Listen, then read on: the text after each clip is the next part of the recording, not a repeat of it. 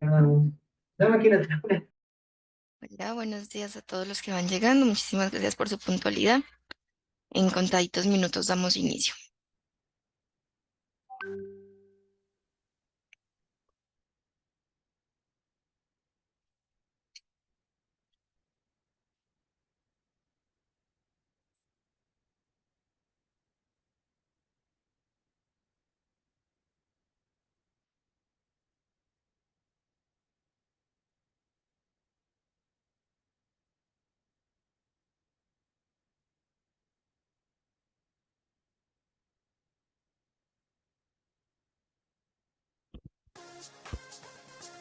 Formación continua especializada.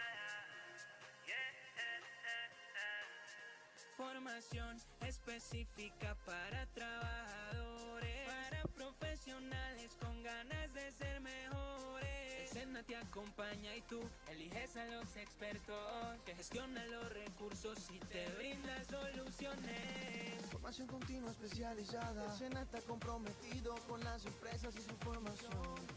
Formación continua especializada, formación continua especializada. El SENA está comprometido con las empresas y su formación. Formación continua especializada. Postúlate, ven y formula tu proyecto. Convencidos que ahora es el mejor momento para tu empresa y trabajadores, haciendo equipo con los mejores. Con los mejores. Formación continua especializada. El SENA está comprometido con las empresas y su formación. Formación continua especializada. Buenos días a todos. Muchísimas gracias por su asistencia. Eh, la idea, el objetivo de esta sesión del día de hoy, que es la sesión de dudas y preguntas, es dar claridad a preguntas que durante la resolución del curso hayan quedado pendientes. Es un espacio dedicado para ustedes. Laura, que es la capacitadora, nos está acompañando el día de hoy, de tal forma que vamos a ir alzando la mano las personas que tengan preguntas para ir aclarando una por una, de tal forma que sea de forma organizada. Recuerden que no hay preguntas tontas, lo importante es tener muy claro, ya estamos a tan solo una semana de culminar el curso. El objetivo es que no queden vacíos de alguna temática que ustedes hayan considerado que hayan quedado con alguna duda. Entonces, es un espacio para ustedes nuevamente. En el chat pueden ir poniendo sus preguntas también, de tal forma que Laura pueda ir dándole solución. Entonces, si no es así, ya le doy la bienvenida a Laura, que nos está acompañando el día de hoy. Bienvenida, Laura.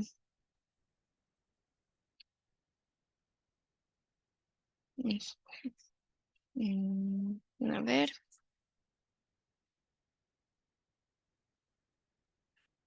Aquí ya ahora sí me están oyendo correctamente.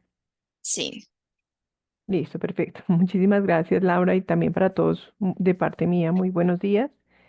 Ya como Laura nos lo comentaba, pues esta sesión es para responder preguntas y pues algunas inquietudes que ustedes tengan. Si quieren, no sé si arrancamos de pronto por por el primer módulo. eh, si tienes de pronto, Laura, la presentación del primer módulo listo, a la mano y la vamos repasando. Si quieren, si alguien tiene alguna inquietud. Realmente esta sesión es para dudas, entonces es listo. importante que las planteen. Esperamos que hayan podido ya culminar las, eh, pues las diferentes actividades que había a nivel asincrónico.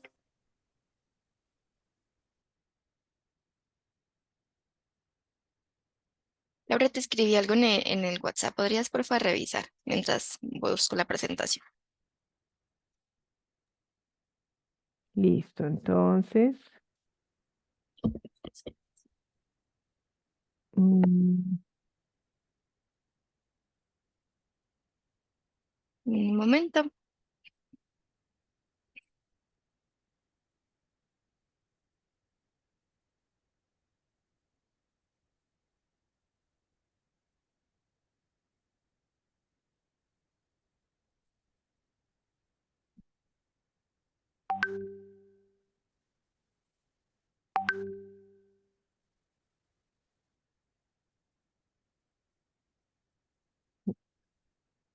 Listo, ya la voy a compartir. Listo, compartamos entonces la primera.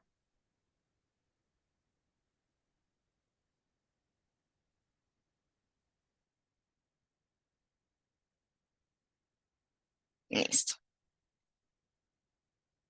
Esas fueron las temáticas. Ahí están viendo mi presentación, ¿cierto? Listo. Bueno, entonces no sé si de esta primera sesión, si quieres, Laura, vamos pasando los conceptos, vamos a hacer un repaso muy rápido, ¿cierto? Aquí hablábamos pues de cuáles son esas variables, si quieres, dale adelante del proceso de inyección. Acá pues hablamos de la máquina inyectora, ¿cierto? Creo que esos son conceptos que más o menos están claros.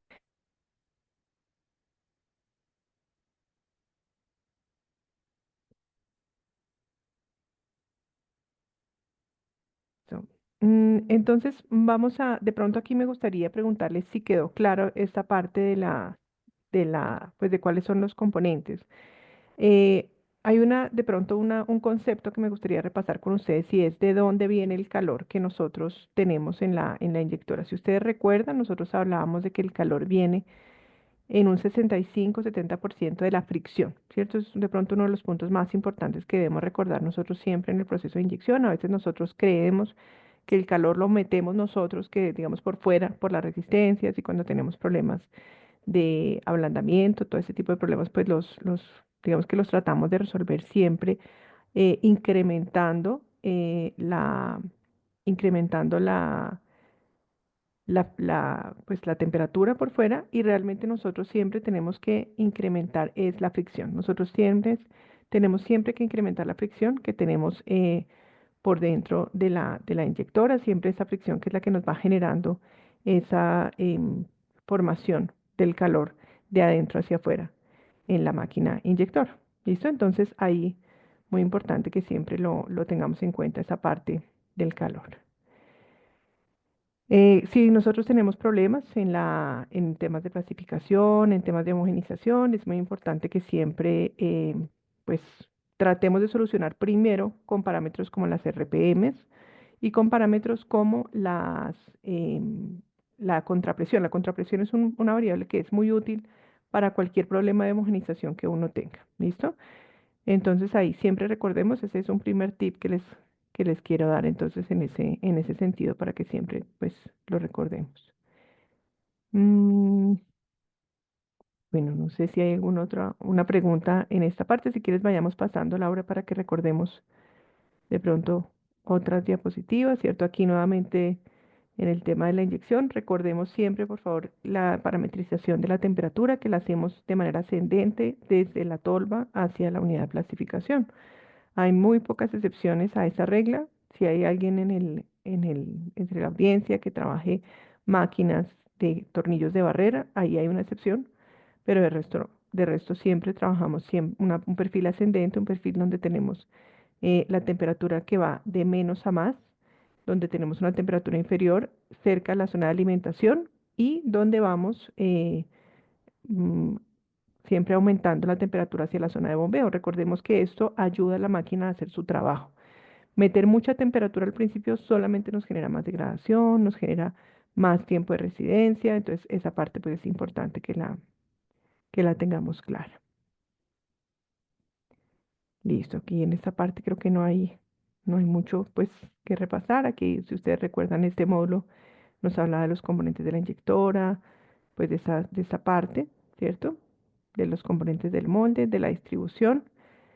Y pues aquí ya en la última parte, aquí de pronto me tengo un momento para recordarles a todos el ciclo de inyección que arranca cuando nosotros cerramos el molde. Tiene primero una etapa pues de cierre, después una etapa del llenado volumétrico. Esa etapa de llenado volumétrico siempre es una etapa que debemos intentar hacer lo más rápido posible. Ese llenado volumétrico rápido nos ayuda a disminuir em, el estrés en la pieza moldeada. Recordemos nosotros que siempre en el proceso de inyección hay asociados unos esfuerzos residuales, que esas tensiones residuales tienen que ver con la forma en la que nosotros tratamos el material. Si nosotros inyectamos muy lento, estamos haciendo que haya una gran diferencia en la viscosidad del material entre el punto de inyección y el final del recorrido de inyección. Bien, perdóname si quieres, Laura, volvamos a la diapositiva anterior.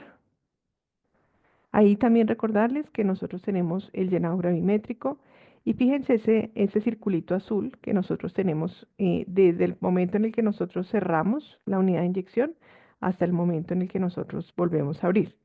Em, Acá nosotros, desde que cerramos la unidad de inyección, estamos solidificando, ¿cierto? O sea, realmente nosotros, desde que el material toca el molde, está solidificando. Y el enfriamiento lo contamos desde el punto en el cual el molde está, pues, prácticamente lleno, ¿cierto? Con el llenado volumétrico. Entonces recuerden que para la pieza es indiferente si yo estoy haciendo sostenimiento o si estoy solamente en enfriamiento residual. Ella ya se está enfriando. No tengamos miedo de aumentar el tiempo de sostenimiento siempre y cuando reduzcamos el de enfriamiento. A veces, digamos que en muchos procesos de optimización es más útil tener más tiempo de sostenimiento y recortar el tiempo de enfriamiento. ¿Por qué? Porque durante el tiempo de sostenimiento nosotros tenemos la unidad de plastificación hacia adelante, estamos metiendo material nuevamente en el molde, estamos compactando ese material y estamos usando la máquina inyectora para lo que fue diseñada. Cuando nosotros tenemos una máquina inyectora, pues que, digamos, nos permite ir compensando esa contracción volumétrica que se presenta durante el enfriamiento, pues eso nos permite ir expandiendo, nos permite que el material tenga pues esa, digamos, esa parte de aumentar el volumen y nosotros podemos generar mejor dimensión. Entonces recordemos siempre que ese aporte que nosotros hacemos desde el llenado volumétrico nos va a ayudar a tener una pieza con mejores dimensiones. No sé si entre la audiencia ha habido personas que tengan problemas dimensionales del producto. Si hay personas que hayan tenido problemas, por ejemplo, de que el producto les sale torcido o de que de pronto el producto les sale alabeado, ¿cierto? De que el producto sale con algunos problemas de calidad. Si alguien quiere, pues nos puede comentar. Aquí, como les decimos, tenemos el día de hoy habilitado micrófono y podemos hacer esa sesión, eh, pues de manera ya, pues así, digámoslo, verbal, si ustedes quieren. Normalmente esos problemas dimensionales que nosotros podemos llegar a tener están asociados a esos problemas, digámoslo, dimensionales que nosotros podemos tener desde el punto de vista de que no quedó lleno el producto, de que el producto no está copiando el molde. En un proceso de inyección hacemos el molde un poquito más grande, ¿cierto? Nosotros siempre cuando vamos a fabricar un molde nos dicen vamos a hacer el molde un 1,5%, 0,7%, hasta un 2% más grande, dependiendo de la contracción del material que vayamos a trabajar. Perdón. Recuerden que si trabajamos un material semicristalino, estamos trabajando un material que va a tender a contraerse más, polipropileno, polietileno, ¿cierto? Esos son materiales que son semicristalinos. Si de otro lado tenemos un material como el poliestireno, por ejemplo, o tenemos un material como el policarbonato, esos son materiales amorfos que no se van a contraer tanto. Entonces, en esos materiales amorfos tenemos contracciones del 0,5, 0,7%, pero en materiales semicristalinos podemos tener mayores contracciones. Cuando nosotros tenemos esas mayores contracciones, pues vamos a tener ese tipo de problemas de que el molde no, o sea, el molde queda muy grande, ¿cierto? La pieza nos queda muy pequeña y finalmente no encaja, ¿no? Entonces es muy común que uno tenga esos problemas. A veces también, por ejemplo, tenemos problemas de que la pieza se nos ovala, a veces tenemos problemas de que no ensambla. Entonces, siempre que uno tenga ese tipo de problemas, es en esa fase amarillita del llenado gravimétrico del tiempo la que nos va a ayudar. ¿Listo? Entonces, no tengan miedo de aumentar ese tiempo de enfriamiento, gracias, para pues poder utilizar la, pues, la fase de llenado em, gravimétrico como para lo que está diseñada. Listo. No sé si alguien tiene alguna pregunta en este punto, alguna experiencia que nos quiera compartir.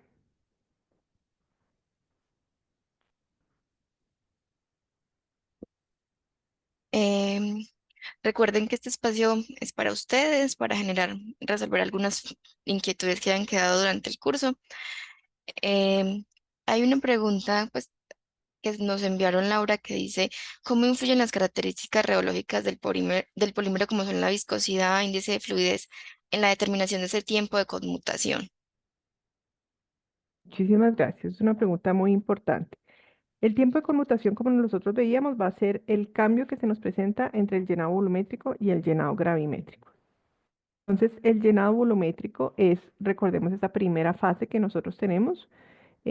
Laura, ¿tú estás presentando todavía? No, lo vuelvo a presentar. Ah, sí, por favor, de pronto para hacer más fácil esa explicación. Listo.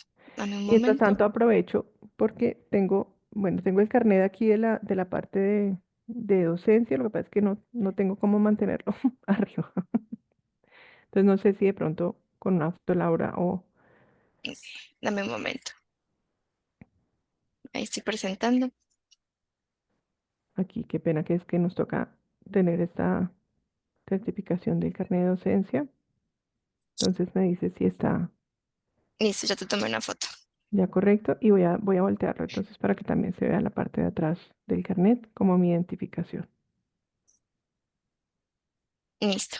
Listo, me indicas, bueno, voy a volver a bajarlo y tú me indicas si en algún momento lo tengo que volver a presentar. ¿Listo? Ujú, Bueno, entonces comentarles a todos ustedes, nosotros tenemos la conmutación va a ser ese cambio, Laura, si me ayudas a señalar, entre la parte amarilla, ¿cierto?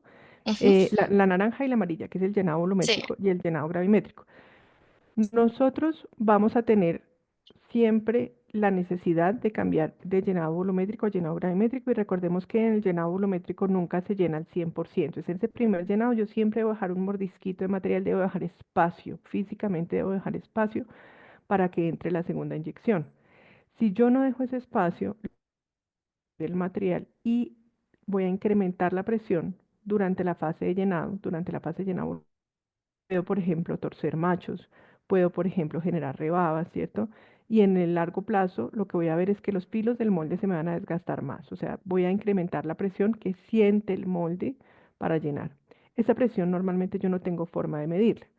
¿Cómo me afecta esa parte que tú mencionabas, Laura, de la viscosidad del índice de fluidez? Normalmente cuando yo tengo materiales que son más viscosos, lo que voy a tener es un material que se resiste más a llenar. Pensemos siempre que la viscosidad es esa característica que me describe la fluidez del material y que en los plásticos nosotros tenemos un material que tiene una característica muy especial y es que la fluidez del material cambia dependiendo de algo que se llama la tasa de corte. Entonces, la fluidez cambia en la medida en que yo someto el material a más corte, o sea, más cizalladura, en la que lo inyecto más rápido, por ejemplo, en la que el material trata de desprenderse más rápido de las paredes del molde, ahí se va a volver más fluido. Va a ser un material donde la viscosidad cae. Es una característica muy extraña, se llama pseudoplasticidad materiales, digamos, como para que lo sepamos, la arena movediza, la salsa de tomate y los plásticos. Tienen este tipo de... Ay, mil gracias. Perdón, voy a ponerme el carnet correctamente.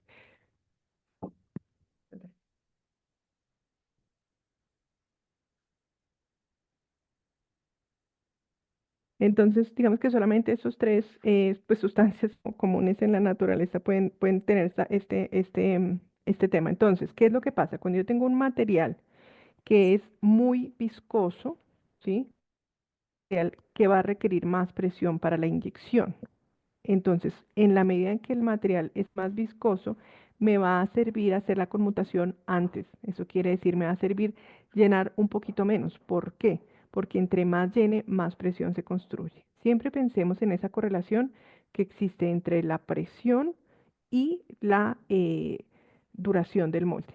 Nuestro trabajo no solamente es inyectar, sino hacer que los moldes pues nos duren suficiente para pues el tiraje que nosotros tenemos que hacer. Y aquí en Colombia realmente pues todos sabemos que a veces hay moldes que nosotros el fabricante nos dice duran 2 años y nosotros lo usamos 15, ¿cierto? Entonces la duración del molde depende de esa conmutación. Es muy importante ese punto de conmutación para cuidar la vida del molde. Entonces si yo trabajo un material que tiene más viscosidad, que tiene menor MFI, menor índice de fluidez, lo que me va a pasar es que el material me va a exigir que yo tenga básicamente un punto de conmutación un poco más temprano, ¿cierto? Entonces, ¿cómo funciona el punto de conmutación? Digamos que yo tengo una carrera de dosificación de 100 milímetros, ¿cierto? O sea, devolví la jeringa 100 milímetros hacia atrás y eso me hace que yo tenga 100 milímetros de material disponible para la inyección. De pronto yo voy a hacer la conmutación en 10 y eso es lo que está parametrizado siempre.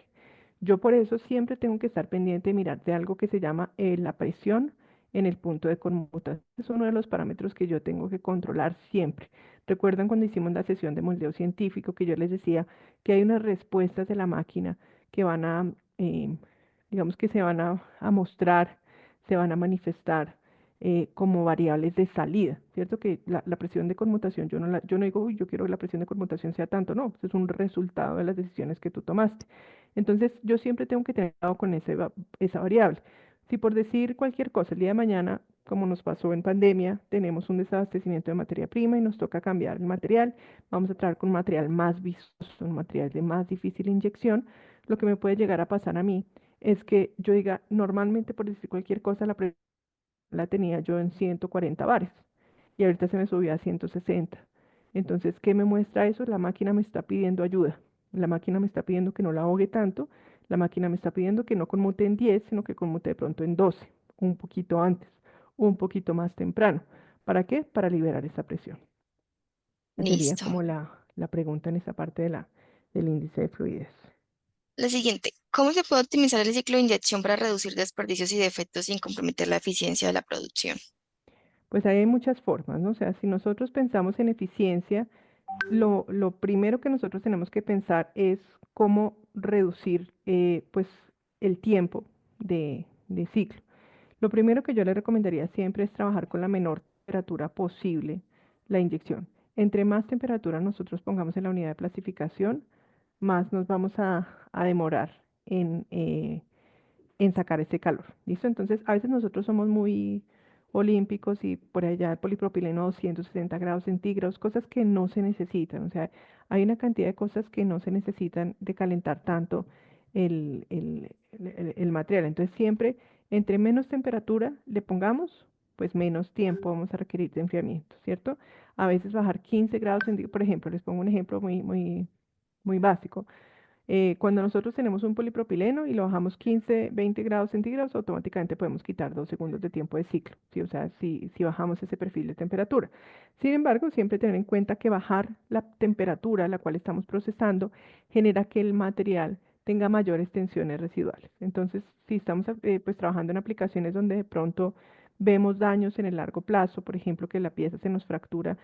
Les pongo un ejemplo. Un cliente nuestro tenía una pieza que trabajaba en invierno, ¿sí? Que tenía que exportarla para aplicaciones de invierno.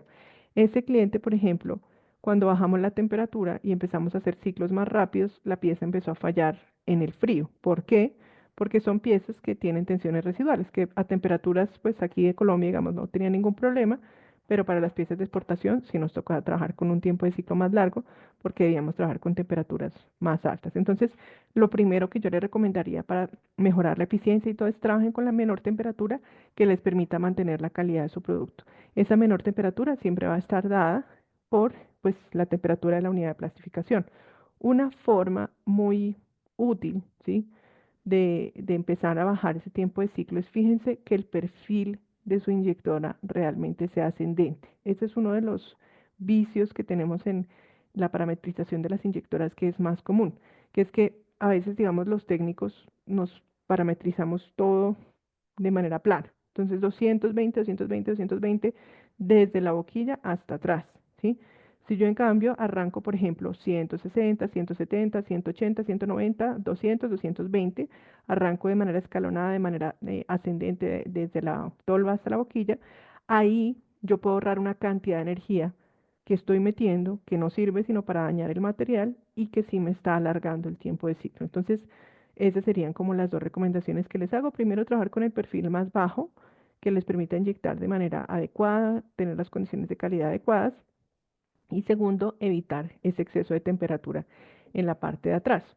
La otra cosa que a mí me ha servido mucho es primero hacer esta contabilidad. Esta torta que ustedes ven ahí es el punto de partida para todo. Nosotros a veces em, tenemos a veces ciclos en los cuales nosotros tenemos, pues, digamos, pues no nos damos cuenta dónde nos estamos gastando el tiempo de ciclo. A veces, por ejemplo, yo me he dado cuenta de que hay ciclos en los cuales el 30% es abrir, expulsar, uno, dos, tres golpes de la expulsión, cerrar, ¿sí? Entonces ahí, por ejemplo, a veces perdemos muchísimo tiempo en la expulsión, a veces la carrera, por ejemplo, de expulsión es muy larga, ¿sí? ¿Por qué no? Pues porque el molde que estaba montado antes era muy alto y entonces necesitaba abrir un montón y cerrar.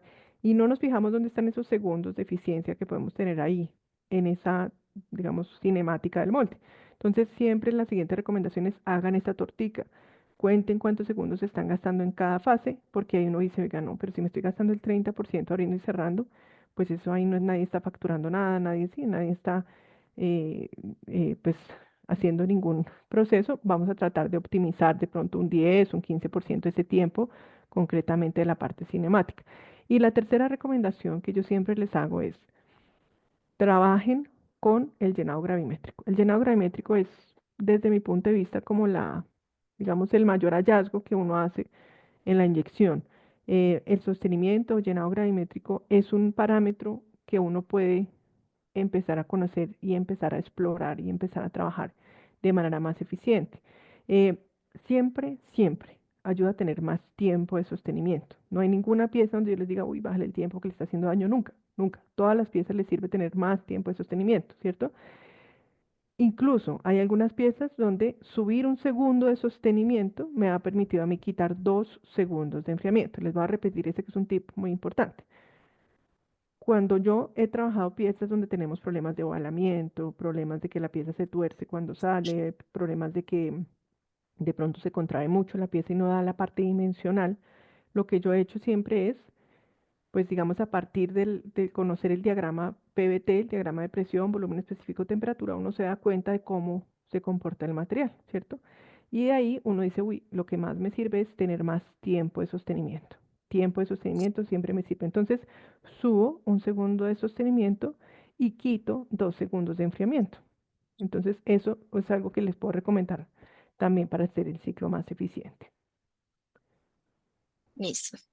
Si alguna de las personas presentes tiene alguna duda, puede alzar la mano pues en medio de lo que le habrá mencionado.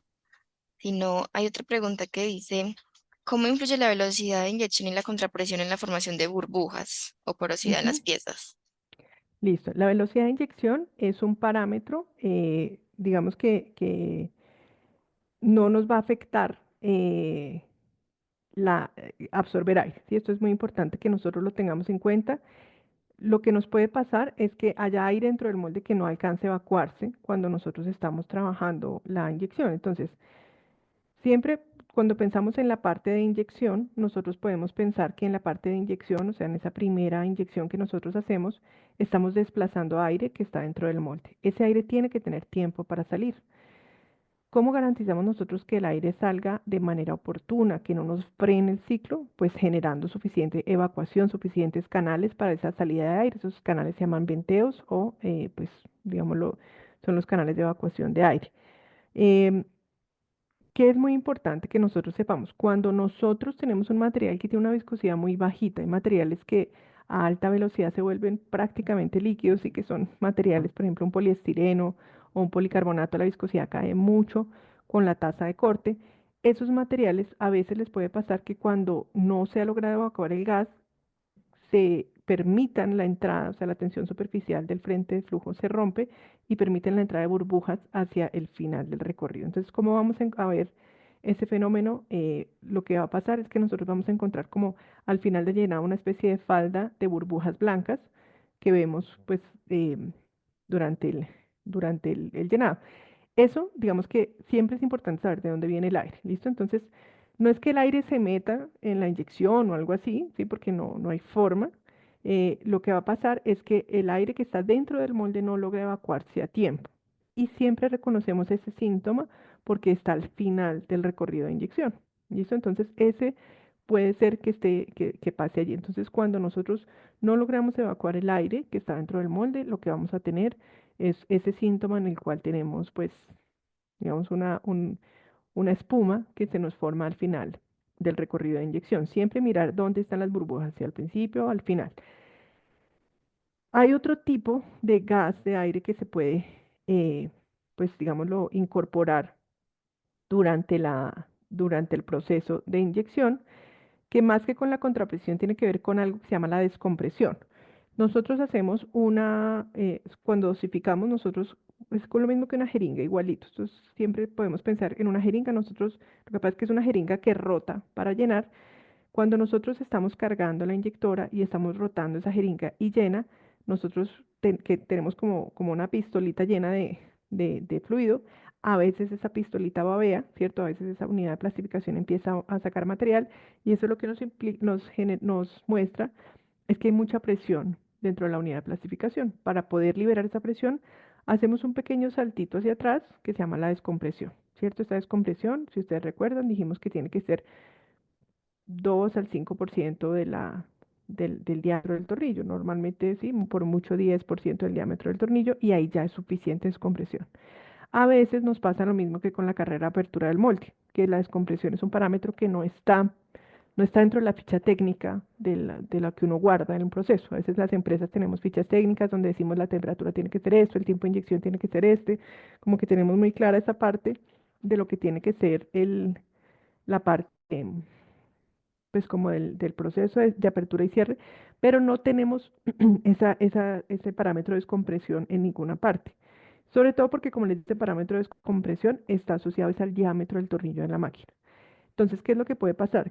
Igualito que una jeringa, que uno ese saltico para atrás se le vaya la mano y chupe mucho, ¿sí? O sea, jale mucho y obviamente no solo libera la presión, no solo le permite al plástico que está en la antecámara de inyección expandirse, sino que empieza a absorber aire del ambiente, ¿sí? Entonces, igualito que una jeringa, fíjense cuando uno, por ejemplo, termina de chupar, digamos, el remedio que está en un vaso y empieza, ¿cierto?, a hacer para atrás, queda lleno de burbujas la jeringa.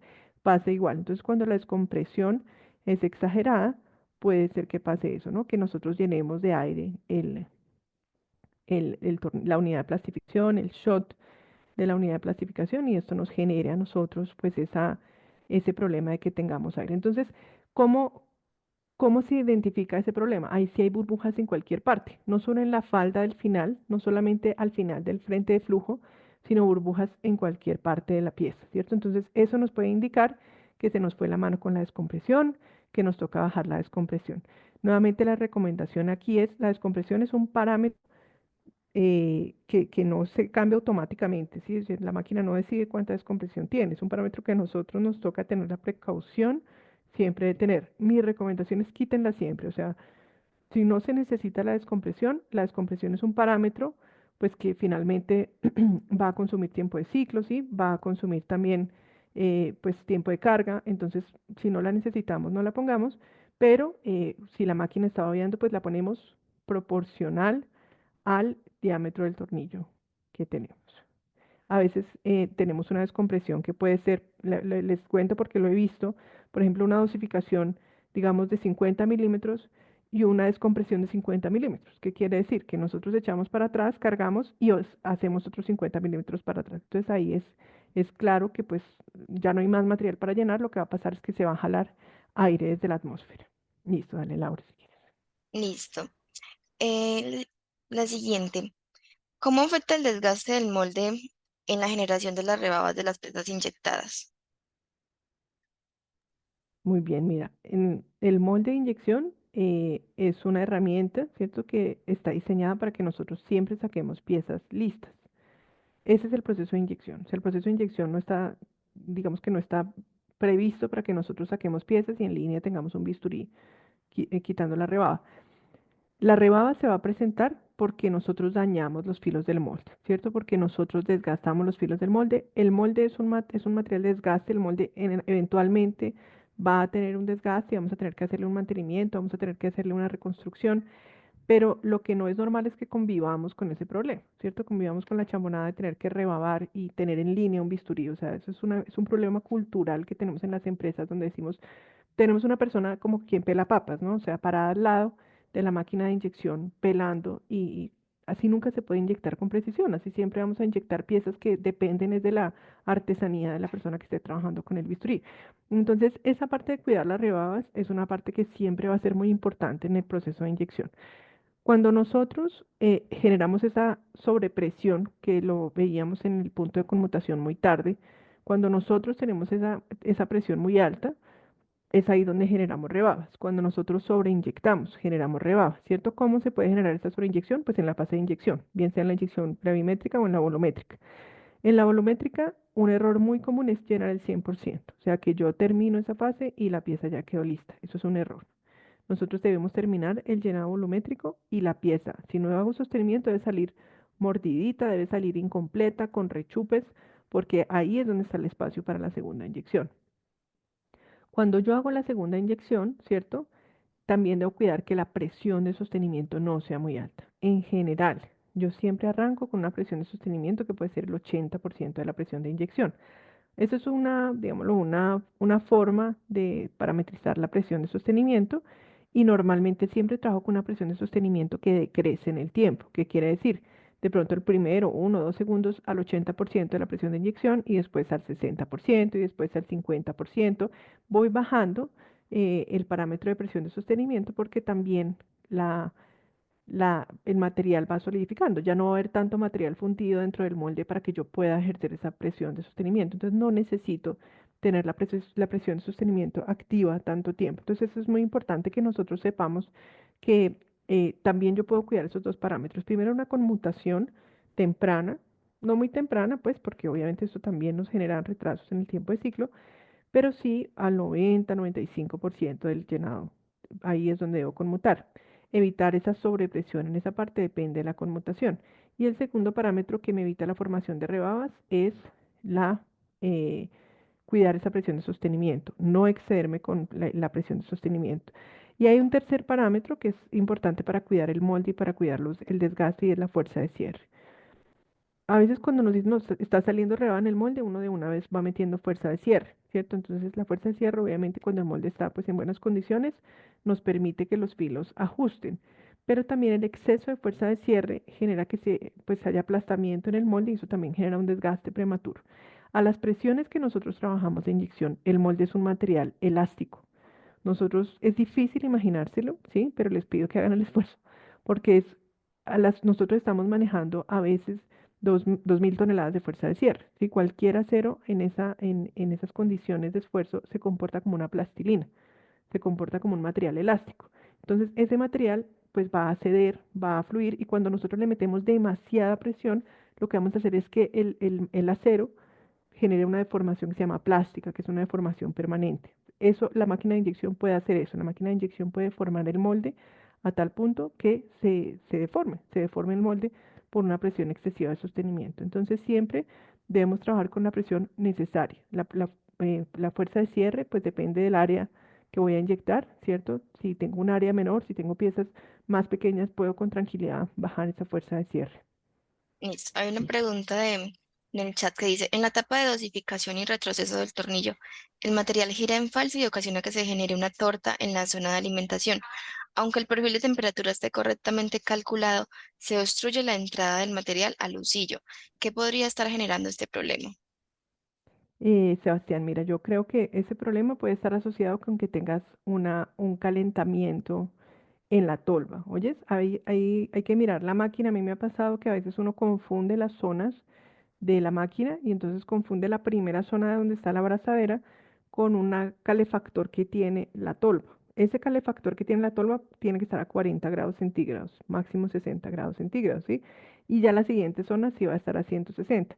A veces pasa que en esa resistencia que está en la abrazadera uno como que no es muy claro en la máquina dónde es que empieza a parametrizar y a veces le mete uno mucha temperatura ahí. Entonces cuando se te genera ese emplazamiento en la tolva, cuando se te genera esa torta que tú dices en la zona de alimentación, tiene que ver con ese exceso de temperatura, ¿oyes? Entonces, en general, digamos que puede ser es que estés confundiendo la zona. A mí me ha pasado que como que uno no le mete a esa zona de la tolva, de la garganta, que tiene que tener una temperatura más bajita, le mete más temperatura y te puede generar esa degradación.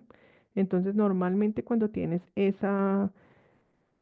sí, como ese aplastamiento, esa cantidad de material que se te emplasta ahí tiene que ver con un exceso de temperatura que obviamente hace que uno no pueda, no entre el material, porque queda todo compactado directamente en la zona de alimentación. Oyes, entonces, muy importante esa pregunta. Siempre pensemos que esa zona es para llenar, esa zona es para que el material entre dentro del material. Si quieres, nos cuentas qué material estás trabajando para mirar qué recomendaciones te podemos hacer ahí de las temperaturas. Listo, Laura, si quieres, vamos con la siguiente pregunta. Listo. Mientras Sebastián responde. ¿Hay alguna relación en la determinación del punto de conmutación cuando se trabaja en colada caliente o en colada fría? No, realmente en general en colada caliente nosotros vamos a tender a tener presiones de llenado menores. ¿Por qué? Porque en la colada caliente nosotros podemos hacer canales más gruesos, ¿cierto? Entonces cuando uno hace canales de alimentación más gruesos, la demanda de presión cae. A veces un 10, un 15% menos de presión en los canales, que es un montón de presión. Entonces, cuando tú tienes menos presión generada dentro de los canales de inyección, vas a poder, vas a poder llenar más porque no has alcanzado la presión de conmutación que tenías como estandarizada para ese proceso. Eso quiere decir que vas a poder conmutar más tarde, ¿no? Entonces, esa sería como la recomendación. Sebastián nos está diciendo que trabaja con policarbonato. Sí, el policarbonato tú lo puedes alimentar pues mucho más bajito, de pronto a 160 grados centígrados en esa parte. Normalmente en el policarbonato lo podemos llevar hasta 290, que sería el mínimo de temperatura de moldeo. Entre 290 y 320 normalmente se puede inyectar policarbonato, pero entonces puedes tratar de trabajar menor. Es la temperatura de esa zona de alimentación. Oye, esa sería la recomendación que yo te haría para que evites ese apelmazamiento. Listo. Listo. Ujú. Eh, ¿Cómo afectan las condiciones ambientales en la estabilidad dimensional y la contracción de las piezas inyectadas? Bueno, esa es una pregunta bien interesante. Nosotros tenemos en el molde, normalmente, digamos que es donde nosotros debemos determinar la contracción de las piezas inyectadas. ¿Qué es lo que pasa? Que a veces nuestro molde no tiene suficiente control térmico, ¿sí? Entonces nosotros en el molde puede ser que nosotros tengamos por ejemplo, un caudal de agua que no es turbulento, o puede que no tengamos suficientes canales de refrigeración dentro del molde. Entonces lo que va a pasar es que realmente la pieza enfría una parte con el agua, pero el resto la enfría con las condiciones ambientales, ¿sí? Entonces, a veces en las plantas de inyección normalmente pues en nuestro país en el trópico, mejor dicho, tenemos aproximadamente 25 grados centígrados de diferencia en las plantas de inyección entre la madrugada y más o menos las 2 de la tarde, que es la temperatura más alta que se alcanza dentro de una planta. Entonces, digamos, en todo el país pasa lo mismo. Tenemos cerca de 25 grados centígrados de diferencia. 25 grados centígrados de diferencia en el molde es un montón. Es una cantidad muy grande. Entonces, cuando nosotros no tenemos realmente un control de temperatura suficiente donde la transferencia de calor se determine es por las condiciones de atemperamiento dentro del agua del molde, empieza el molde a transferir calor y va generando pues una transferencia de calores con el medio ambiente. Entonces, si el molde está más frío por el medio ambiente, pues va a tener unas condiciones de contracción. Si está más caliente a las 2 de la tarde, va a tener otras condiciones de contracción. Entonces, ahí la recomendación es siempre em, tener ese control de temperatura dentro del molde muy determinado, ¿no? O sea, tener ese control de temperatura, entonces suficientes canales, ¿sí?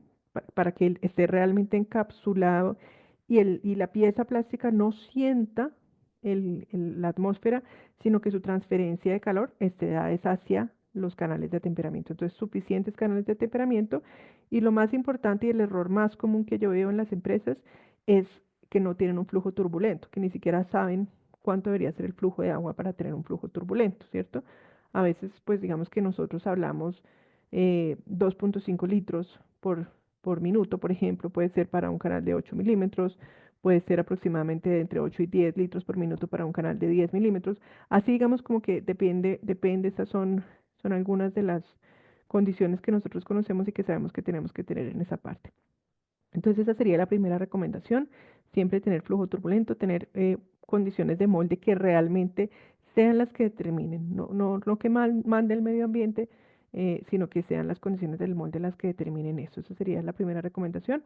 La segunda recomendación a veces en piezas de muy alta calidad es las condiciones de humedad y de temperatura del aire hacen que la alimentación de la materia prima también se vea afectada.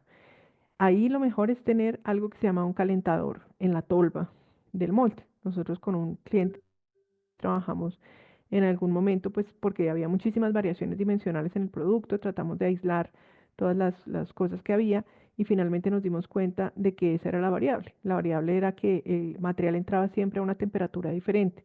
Como les digo, son 25 grados centígrados. a uno a veces le parece que esto no es significativo, ¿sí? Con respecto a la temperatura. Uno dice, no, pues yo moldeo a 220 grados centígrados, ¿qué diferencia hace? Pero realmente 25 grados centígrados en el material lo pueden cambiar completamente, ¿cierto? O sea, es un rango bien importante en todo, en contracción, en tiempo de procesamiento, etcétera. Entonces, si de pronto ustedes tienen ese problema de que más allá de estabilizar las condiciones térmicas del molde, estén empezando también a tener, pues, sigan los problemas, pues la recomendación sería eso. Eso es más energía, es más costo, obviamente es un periférico adicional, pero en algunas piezas que son de muy alta calidad, de pronto motopartes o piezas pues que tengan que tener esto, es bueno tener ese control de a qué temperatura está entrando el material dentro del molde. Siempre Listo. eso también aísla. Ujú.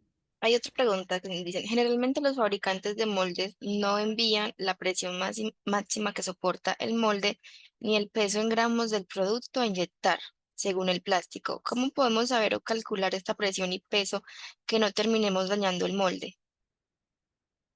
Listo, o sea, digamos que el peso normalmente lo determina uno, ¿cierto? O sea, el peso del material que vas a inyectar depende del diseño que tú hiciste. Siempre hay que tener en cuenta el diseño de los canales, o sea, sumas todo el plástico, los canales, si tienes canal frío, y las cavidades. Entonces, pues, esa sería la forma en la que tú diseñas, ese es tu, pues es tu molde, entonces digamos que esa información es tuya. Esa parte, digamos que la cantidad de material que vas a dosificar es la que te determina la alimentación. No sé si tenemos ahí alguna diapositiva de esas que teníamos, Laura, de la dosificación, de cómo se determina la cantidad de material que hay en la carrera de dosificación en las presentaciones. Em, Mientras Laura nos ayude de pronto a ubicar esa diapositiva, la presión máxima de inyección, esa la determinamos nosotros. ¿Cómo la determinamos? La presión de inyección es la presión a la cual tú puedes llenar el molde, ¿sí? Normalmente nosotros, ¿qué hacemos? Quitas, o sea, pones el máximo cuando tienes el molde nuevo y ya tienes la dosificación necesaria, lo que hacemos es liberar toda la presión, o sea, subimos al máximo la presión de inyección, subimos al máximo el límite de la presión, inyectamos y miramos cuál es la presión que nos demanda el molde nuevo, ¿listo? O sea, en 0 kilómetros. Por ejemplo, tú tienes una máquina que tiene 160 bares de presión, esa es la presión máxima que tú puedes usar en tu máquina. Entonces pones esa presión, la máxima, y ahí la máquina inyecta sin freno, o sea, inyecta sin límite de presión. Y te dice, no, necesito, por ejemplo, 110 bares. Listo, esa es la presión que tú pones, ¿listo? Entonces, esa es la manera de determinar la presión.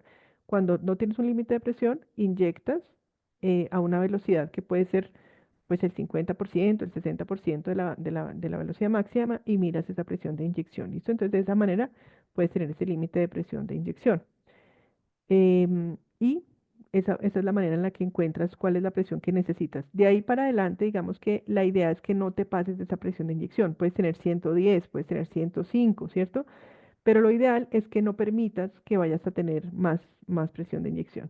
Después, digamos que tú tienes este que es el recorrido de la dosificación. Este es el tamaño del shot o el tamaño del tiro que vas a tener de la inyección y que depende de cuántos gramos tengas. Entonces, igual que en una jeringa, que tienes 2 centímetros cúbicos, 5 centímetros cúbicos, ¿cierto? Una jeringa de las que podemos comprar en una droguería. Aquí lo que vas a tener es una cantidad de centímetros cúbicos disponibles para la inyección. Entonces tienes siempre una cantidad de material que vas a distribuir en tres partes. Una que es LB, que es el llenado volumétrico, otra LP, que es el llenado gravimétrico, y otra que es LC, que es el cojín. ¿Listo? Siempre te tiene que alcanzar el material para esas tres cosas. Entonces ahí normalmente tú puedes utilizar pues, la relación que habíamos visto para calcular, que está pues, en sus notas, que nos habla de cuánto pues, necesitamos de material para hacer esa inyección, que tiene que ver básicamente con la densidad del material, con pues, el diámetro del, del cilindro que nosotros tenemos, ¿cierto? Nosotros finalmente tenemos una relación entre la densidad y el flujo másico del material y pues ahí puedes ya tener ese material que quieres inyectar. ¿Listo? Él Esa dice que es parte. porque Ujú. tenemos diferencias con el departamento de calidad porque exigen un peso sin un criterio cuando en el proceso la apariencia y funcionalidad se ven bien, pero exigen un peso que nos obliga a compactar más el plástico en el producto, obligando a subir el peso y presumimos que los moldes han tenido fallas por estos. Incluso el cierre de la máquina ha tenido desgastes prematuros. Sí, pues ahí es muy importante poder hablar con el departamento de calidad y sobre todo con el cliente, ¿no? Porque para ustedes pues es un sobrecosto en materia prima, para el cliente también es un sobrecosto. Normalmente digamos que estas conversaciones se pueden hacer pues con el cliente mostrándole la evidencia de que una pieza que pese unos gramos menos va a tener el mismo desempeño en selle, va a tener el mismo desempeño de pronto en lo que el cliente necesita que haga, ¿cierto? También desde el punto de vista ambiental, para el cliente es mejor consumir menos plástico. Entonces, estos son argumentos que es importante negociar. Efectivamente, si tú tienes que sobreembutir material solamente para llegar a un número, pues vas a dañar el molde y vas a dañar la máquina. Completamente de acuerdo ahí. Es importante hacer esa negociación. A veces, pues lo que me ha pasado a mí, ¿no? Pero me ha pasado es que se trabaja de pronto con unos parámetros de calidad que son antiguos, que ni siquiera son para este molde, que son parámetros de calidad que se establecieron en una negociación con el cliente hace unos años y de ahí nadie se ha movido. En general, yo siempre les hago las recomendaciones, revisen anualmente sus parámetros de calidad. Es que hasta los mismos moldes se desgastan, ¿sí?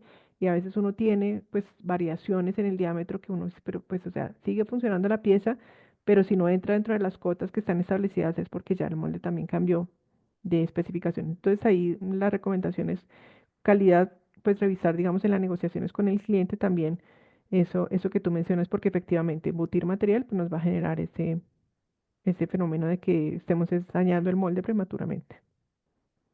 Listo. Y lo otro es, ¿qué impacto tiene el desgaste del lucillo y la válvula antirretorno en la calidad de las piezas inyectadas? Pues digamos que ninguno, pero no es que impacte en realidad, impactan en la reproducibilidad del proceso, ¿sí? Porque finalmente, pues el material, o sea, la pieza tú la puedes llenar desperdiciando material, ¿sí? Tú la puedes, la vas a llenar, pero la pérdida es para ti, ¿sí? O sea, finalmente yo recuerdo un concepto que yo les dije en algún momento del curso, y es que nosotros no vendemos piezas, vendemos es segundos de máquina, ¿no? Eso es lo que da la plata en moldeo por inyección. Entonces siempre tenemos que estar pendientes de cuidar esa parte de los segundos de inyección, la parte del tiempo que nosotros tenemos en inyección. Entonces ahí muy importante que siempre tengamos en cuenta pues cuánto nos gastamos. O sea, cuando nosotros tenemos una fuga, por ejemplo, en la válvula antirretorno o cuando nosotros tenemos un problema en que ya no sellan las hélices contra el cilindro, lo que nos va a empezar a pasar es que el material no avanza, sino que empieza a patinar para atrás. Se haga de cuenta como cuando uno va subiendo una montaña y en lugar de que la montaña esté seca, está llena de barro. Entonces uno va a ir subiendo, pues llegará en algún momento, ¿sí? Pero perdió una cantidad de energía y se cansó más haciendo el mismo trabajo. Va a ser eso. O sea, el trabajo lo vas a pero te va a costar más porque vas a desperdiciar un montón de energía en plastificación, vas a dejar un montón de energía también en el amasado. Es sí, como cuando quieres llenar un vaso, pero lo llenas con una cuchara que está perforada por debajo, pues te demoras más, lo llenas, pero vas a tener eso. Entonces siempre pensemos en eso, o sea, los desgastes que tenemos en hélices, los desgastes que tenemos en cilindro, los desgastes que tenemos en la válvula de cheque, no es que nos impidan llenar, no, de hecho hay muchas máquinas de champoncita vieja por ahí que es así y llena. Lo que nos va a hacer es que la pieza nos salga más cara, ¿sí? O sea, lo que va a hacer es que nosotros tengamos como ese colador, tratando de llenar con un colador, ¿sí? Un vaso, pues finalmente nos vamos a demorar más porque es literalmente eso, son fugas que tenemos de material y que hacen que cada etapa, evitan que cada etapa del tornillo, de cada etapa de la máquina pueda trabajar de manera eficiente. Listo. Eso sería como todas las preguntas que tenemos.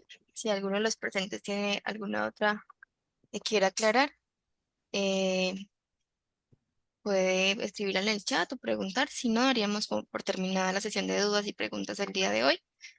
Recuerden que estamos a tan solo una semana de culminar ya con el curso. El próximo martes vamos a tener otra sesión de dudas y preguntas. En caso tal, pueden enviármelas al WhatsApp, al correo, para darle solución. Esto queda montado en la plataforma de Academia, entonces van a tener todo el acceso. Muchísimas gracias a todos por su asistencia. Mil gracias. Hasta luego. Gracias, Laura, por todo. Nos Hasta vemos. luego. Hasta luego. Gracias.